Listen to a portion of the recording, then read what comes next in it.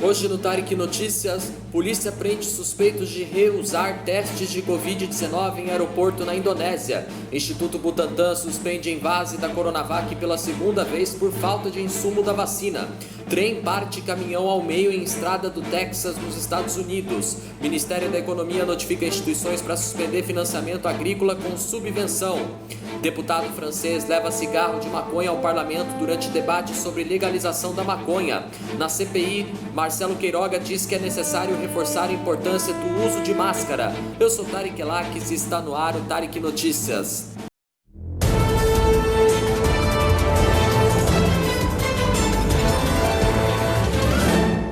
Boa noite. Milhares de passageiros podem ter sido testados contra a Covid-19 em um aeroporto na Indonésia com swabs reutilizados. A revelação foi feita pela polícia, que prendeu 5 funcionários de uma empresa estatal que fornecia os testes no aeroporto de Kuala Namu, em Medan, na Sumatra do Norte. Os passageiros de aviões são obrigados a apresentar um teste negativo antes de embarcar no país e o serviço é oferecido nos aeroportos. A polícia começou a investigar o golpe após diversas reclamações de falsos positivos nos testes. Segundo a investigação, até 10 mil pessoas podem ter sido testadas com swabs reutilizados que eram lavados com álcool e o esquema funcionava desde dezembro do ano passado. A Indonésia tem 273 milhões de habitantes e é o 4º país mais populoso do mundo, atrás da China, Índia e Estados Unidos e à frente do Paquistão, Brasil e Nigéria. O país tem registrado uma média de 5 mil casos e 170 mortes por Covid-19 por dia. Desde o início da pandemia, o país teve 1.690.000 infectados e 46 mil mortes pela Covid-19.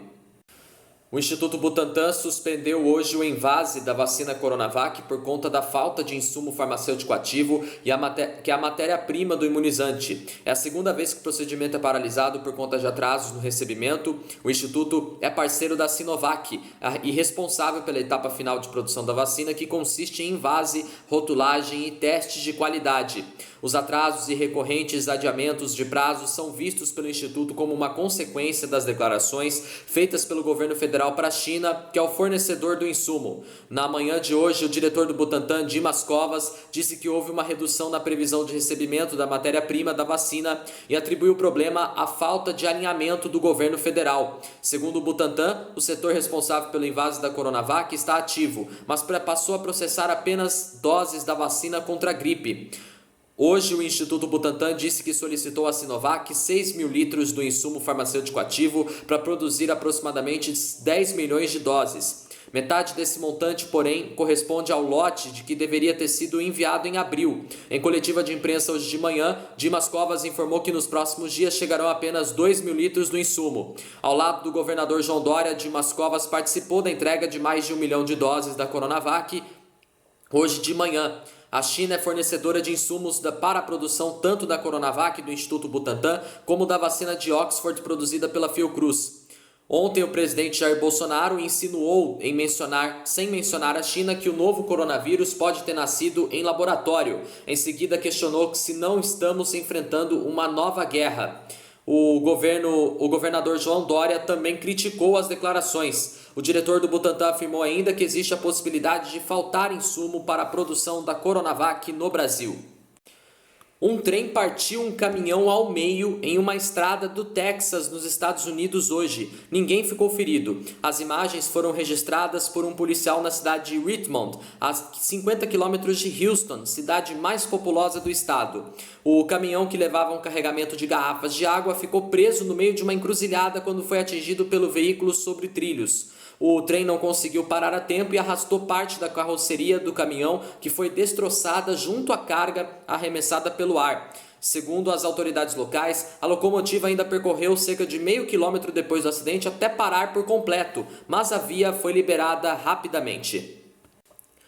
O Ministério da Economia informou que instituições financeiras que operam as linhas equalizadas pelo Tesouro Nacional estão sendo notificadas para suspender imediatamente as novas contratações de financiamentos subvencionados Restam ainda mais de 9 bilhões de reais de recursos para serem contratados da previsão do Plano Safra 2020 e 2021. A suspensão que atinge principalmente pequenos agricultores no final do ano safra, que vai de julho a junho, foi determinada após o Congresso Nacional ter aprovado a Lei Orçamentária Anual com cancelamento de recursos referentes ao PRONAF, custeio empresarial, investimento empresarial, totalizando 2 bilhões e meio de reais. Um representante do Ministério já havia alertado em meados de abril que isso ocorreria em função dos cortes implementados do orçamento, dizendo ainda que poderão impactar o próximo Plano Safra, que é de 2021 até 2022. Na véspera, a ministra da Agricultura, Tereza Cristina, apelou a parlamentares para que o Congresso Nacional vote logo temas relativos ao orçamento, para que o Ministério possa encaminhar o novo Plano Safra, que é o principal instrumento de financiamento do Brasil, especialmente para pequenos e médios agricultores. Em nota, o Ministério da Economia disse ainda que a partir da aprovação do PLN e ocorrendo a recomposição dos valores das ações orçamentárias utilizadas para pagamento das despesas decorrentes das subvenções do Plano Safra, vai haver uma retomada das contratações de financiamento rurais com subvenção da União. A Economia disse ainda que um total de 72 bilhões e 900 milhões de reais de recursos disponibilizados para o Plano Safra 2020 e 2021 que contam com subvenção do Tesouro Nacional. 63 bilhões e meio de reais já foram contratados. Sem acordo sobre vetos, o Congresso adiou na última terça-feira a votação de projeto que suplementa o orçamento desse ano em quase 20.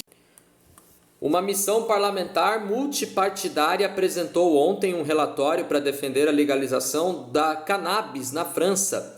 Na véspera do debate, um deputado provocou escândalo ao exibir um cigarro de maconha no parlamento durante um discurso em defesa da droga.